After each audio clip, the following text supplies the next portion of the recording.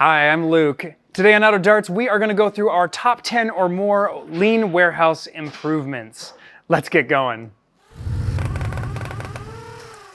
My name is Luke. I run a 3D print farm with around 80 3D printers. The print farm is part of an e-commerce business selling all the parts, tools, supplies, and accessories you could possibly want to upgrade your foam blasting arsenal. Over the past 6 years, this business has grown dramatically. We currently have a team of 8 people, including myself, and as we've grown, it's become more and more important to come up with lean manufacturing techniques and processes and improvements as we go along. I got really inspired a few years back, maybe 3 years ago now, on the my lean journey after reading Paul Akers' book. I highly recommend it if you haven't read it already. It's called 2 Second Lean. He's got a variety of different books, but that one's a great starting point. You can read it in about an hour, maybe an hour and a half, depending on how fast you read, and it's a good place to get started.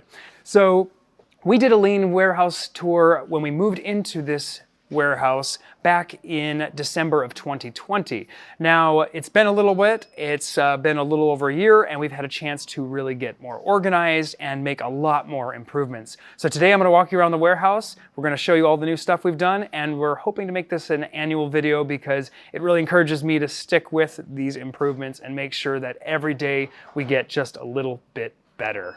Let's do it. So here we're in our studio, and one of the big improvements here was simply getting more blasters up on the wall. We had bins everywhere, and it was impossible to find a blaster when we needed to test it for a customer or test a configuration or an install. So we added 2 more full panels here and another panel or 2 over there, so we can have the majority of the blasters that we would ever need to reference up and accessible all the time without having to dig through bins and label things and try to remember where they were. Up here in our studio, we have 2 benches that get moved around in a rather tight space. One's lower lying, and it's for photography. So we built a custom bench that's basically got white roll on it for doing the photography. But the big improvement here is we put wheels on both of them. And rather than just wheels that can infinitely move around, they are wheels that can actually be dropped into position. So my big bench here, with 4 steps down, I've got a rolling bench, and I can get this out of the way, but then when I want to do an overhead video where we need it rock solid, I can drop it back down on the actual wooden feet, because this is just a homemade wooden bench, and that gives me a nice rock solid surface to work on, but I still have the option to move it. Really, really handy. Next up, we've got our workshop. We got this generally organized. This is our benches here that are currently all cleared off. This has been a disaster area for the entire first year that we were in the space. So only in the last month or 2 did I actually get everything organized, got rid of a lot of the clutter, gave stuff away, sold things off, donated some stuff, and then ultimately got things at least a little better organized. It's not finished, it's not final, but it's at least a lot more usable, and it saves some major time digging through piles of debris. One of the biggest improvements we made was getting stairs to our studio upstairs. We used to climb up a very rickety rolling ladder, which is probably not OSHA approved or very safe.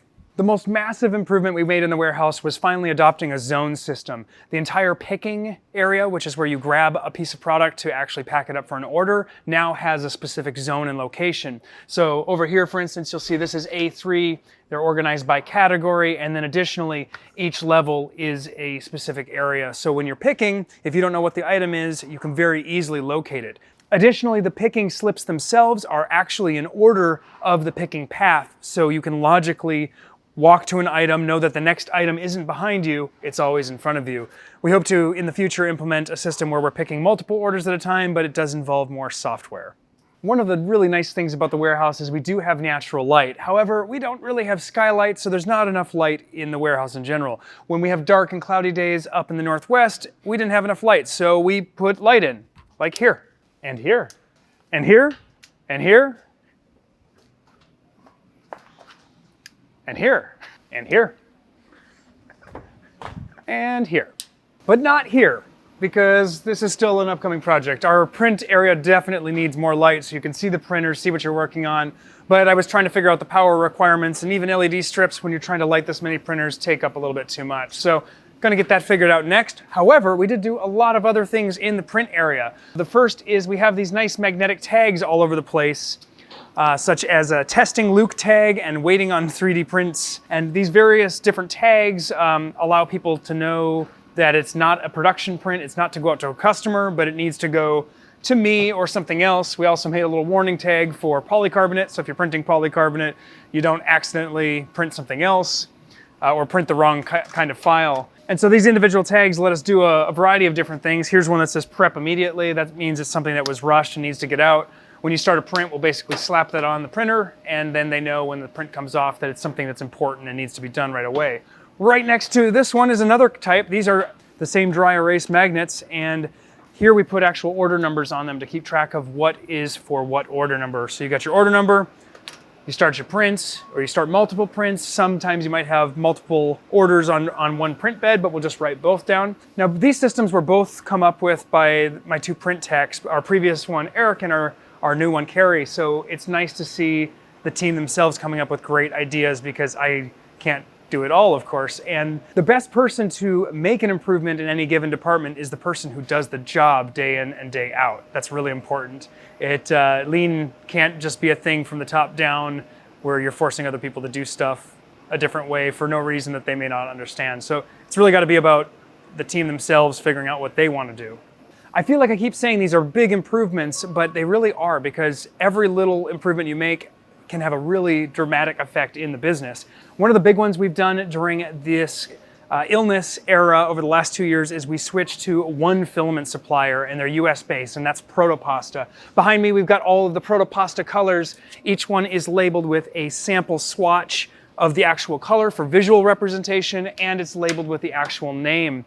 And on top of that, because we only have one supplier, it's a lot easier to keep track of what materials do they have in stock, and we order enough in advance to keep on top of it. What was happening previously is we had 5 or 6 suppliers, and they were independently going out of stock all the time. Protopasta has fixed that problem for us completely by having a supplier here in the US that has the US polymer ready to go, and they're right around the corner here in Vancouver, Washington. This is our prep station. At the prep station, we now have cards for virtually every single product that requires hardware or specialty preparation. That way, if one of my team members comes over here and hasn't prepped it before, right next to the bin is the hardware and the card that tells you what needs to be done to the part. Makes things a lot more clear, especially when you've got a larger team and growing every day. This is our grocery, where we've now combined all of the different various hardware and parts that we frequently source into one place. Now, these parts may exist in other parts of the warehouse, no pun intended, but this is sort of our restocking area, so that we can go to one location and say, do we have enough of this on stock for future orders and for future needs? The next step here is we're going to add Kanban cards to each that give us the lead time and approximately how many we should keep on hand, and notify us when we get too low. This has helped a lot, because having everything in one spot instead of spread throughout the various stations of the warehouse makes things much more clear. With the larger warehouse overall, we have embraced carts. We use carts like these for picking, for putting orders on. We also use them for outbound DHL, and we got one for UPS. Additionally, we really like bins. We use bins everywhere, of course, but we have specific bins for specific purposes. These 2 bins are just used for product picking, meaning if it's a small order, your order goes in here. If it's a medium-sized order with more items, in here. Larger order, of course, gets a larger bin, but this isn't used elsewhere in the warehouse. That way, when we're wandering around the warehouse, like over here, for instance, you don't have a bin like this getting confused with a customer order. So if we see this anywhere, we know instantly it's a customer order. It's not used for storage or anything else like that. These are our 2 identical matching packing stations. 2 people can be packing at the same time. They have all the same tools, so that in itself was an improvement in moving into the new warehouse, especially when we hit that holiday season when we've got to work faster and have more people actually packing and picking orders. Additionally, we now implemented a double check system, which is essentially one person picks the order, another person packs the order and verifies the contents. We go so far as to triple check things for international orders, because really, for us to ship something to you and screw it up, that's really our worst fear, and we want to make sure we get those orders out as accurately as possible. Another improvement is revamping our office. We had a real mismatch of different variations of computers and monitors and mouse and keyboard, and different variations of software that were incompatible. We are 100% on Mac, and the reason for that is I have 15 years, 20 years experience on Mac, and I am the IT department. So one of the nice things we did this year is we got all matching laptops, all of which have USB-C. You plug in the one USB-C and you get mouse, keyboard, and monitor. It's a 27-inch 4K monitor, so you can put two things up at the same time on the screen and see really nicely what you're working on. And it makes it very interchangeable. I can jump over to this station or this station. My home computer has the same setup as well, so I only have the one computer, whereas I personally used to have two. Additionally, other stations throughout the warehouse have the same setup, making it really easy to take your laptop with you and be very portable. Here you'll see our kit station. This is where we bag and bundle a lot of different combo kits that have a little bit of wire, a switch, a screw, some motors, springs, whatever comes together in our pre-bundled kits, which are sort of like pre-selected options for people, so they know they're getting all the parts they need. One of the things that happens with these is they become a little bit problematic in packing and keeping accurate. So we have these great checklists. We used to put the checklists on the outside like you see here, but they were becoming too cumbersome, so we now put them on the inside. And so when the kit's first bagged, the list goes on the inside, and then when it goes over to packing, they'll pull the list and they'll look at it and double check it again for actually shipping it out. And then each one of these lists is very specific to add-ons that wouldn't be bagged in here, allowing us to make sure that we do this really accurately. And this whole idea was really Diego and Ashley, my warehouse manager and one of my techs here, really coming up with a good system to make sure that we don't make mistakes on these. Sometimes the cheapest solution is the best one. Everybody's got their own method for doing different various tasks, and we don't all do everything identically depending on personal preference. One of the things that we do frequently here is we've got our little rocket blaster, and it's got 4 screws that need to be installed in the end. Now, Tarek and I came up with a really convoluted, complicated mechanism to try and install multiple ones at a time and use a hopper. It never worked. We spent way more time on it than it was worth. Then I was going to make a custom jig, and meanwhile, Carrie just took a piece of scrap plastic, a magnet, and made a way to just essentially hold that little magnet and push this in. Now, I offered to 3D print this for him, but this version has essentially been working for months for him without needing replacement. Meanwhile, Greg uses a completely different tool for the same job, and I kind of like that. I think it's good that everybody finds what works best for them, for their hands, for their dexterity, and their personal preference. I really hope you enjoyed this video. I love working on these warehouse improvements, and some of my team has really gotten great at that as well. If you have any questions, do put them down in the comments. We're happy to answer them.